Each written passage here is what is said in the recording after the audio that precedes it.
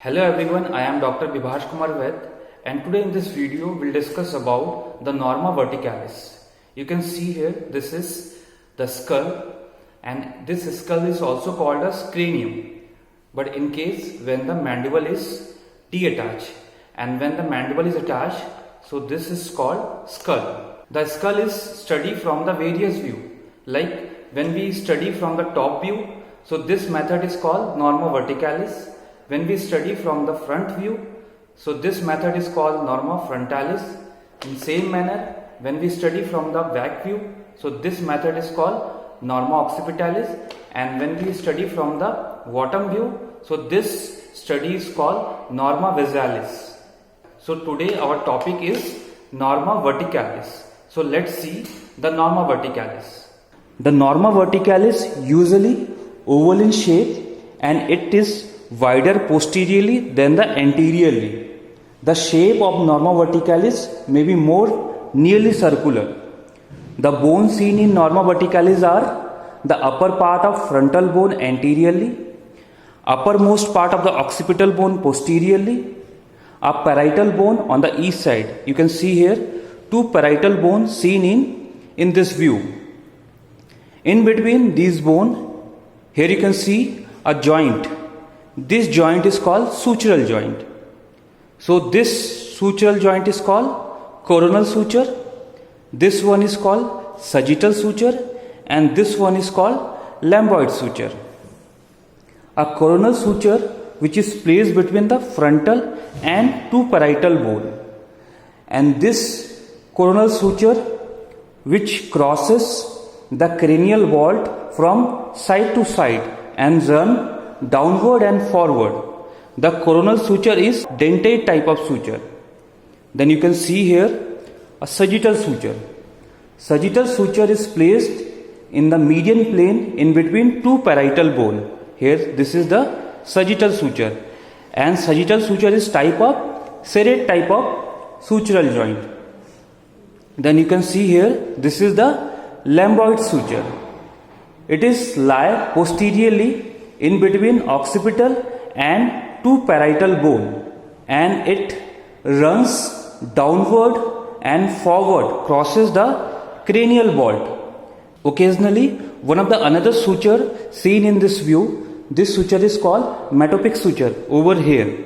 But in this skull, the metopic suture is not seen, but it is present 3 to 8% of individual, and it is lie in the median plane and separate the two half of the frontal bone. Normally it is fused at 6 years of age. Along with this, the Norma verticalis has some other feature. First, the vertex. The vertex is the highest point on the sagittal suture. You can see here on the sagittal suture, most highest point, this point is called vertex. Then the vault of skull. Here you can see this is the vault of the skull. It is the arch roof of the dome of the skull. This dome is called vault of skull. The bregma is also called as anterior frontanel. It is the meeting point between the coronal and sagittal suture.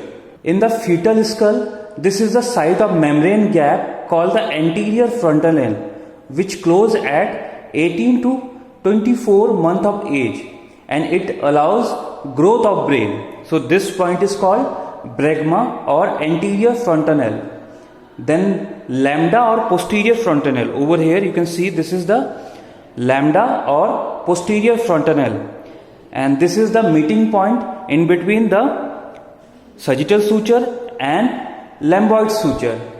And in the fetal skull, this is the site of posterior frontanel, which close at the birth of 2 to 3 months of age. Then the parietal tuber or eminence.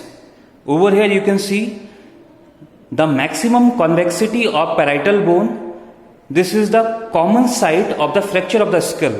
This maximum convexity is called parietal tuber or eminence. Then parietal foramina. On the east side, the pierce the parietal bone near the upper border 2.5 cm to 4 cm front of the lambdoid suture. Here you can see a foramina. This foramina is called parietal foramina. The parietal foramina transmit an emissary vein from vein of the scalp to the superior sagittal sinus. Then in between these two parietal foramina over the sagittal suture, this point is called oblivion. Exactly oblivion present in between the two parietal foramina. Then the temporal lines. Temporal lines being start from the zygomatic process of frontal bone. This is frontal bone, and over here this is the zygomatic process of frontal bone. From here a line is arise. You can see here this line is called temporal line. Then this temporal line arch backward and upward and crosses frontal bone, coronal suture and parietal bone. Over the parietal bone, this temporal line split and form a two line. When we trace anteriorly, this two line fuses and form a single line. But when we trace posteriorly, this temporal line split into two lines and form superior and inferior temporal line. The superior temporal line fade out over the posterior part of the parietal bone, but the inferior temporal line continue downward and forward with the zygomatic arch. Clinically, frontanelles are site of growth of the skull, which permitting growth of brain and helps that determine the age. If the frontanelle fuse early, brain growth is stunted. Such children are less intelligent.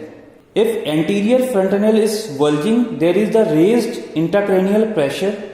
If the anterior frontanelle is depressed, it shows the decreased intracranial pressure, mostly due to the dehydration.